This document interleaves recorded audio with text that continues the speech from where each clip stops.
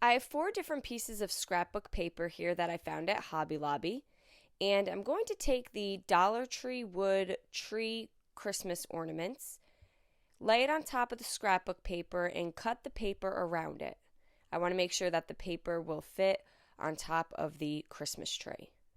I'm going to be decoupaging the scrapbook paper on top of the wood. And since this is thicker than a napkin, I do not need to paint. I'm going to apply Wise Owl 1-hour enamel clear as my decoupage medium and then lay the scrapbook paper on top. I am going to lay them face down to dry for now. You could use Mod Podge and even the varnish, or you can even just use a glue. I'm then going to flip them back so the scrapbook paper is facing up. And I'm going to do a coat of the Wise Owl 1-hour enamel clear on top of that as well.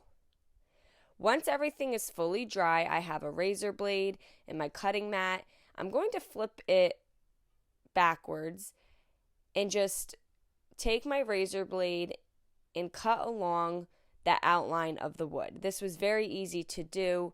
If it wasn't such an intricate, detailed piece of wood, you could probably just use a piece of sandpaper. But some of those edges are very small. The easiest way to get a nice clean cut was with the razor blade. I have this Merry Christmas gnome stencil I found off of Amazon, and I'm just going to be using the Merry and the Christmas from it. So I'm going to hold that down on the top here, starting with Merry, and I'm using some Wise Owl black paint and my foam dabber. And remember, whenever using your stencil and paint, you want to very lightly dab your paint on. You do not want too much paint, as that's when you will get bleeding. And then I'm going to do the Christmas on the bottom.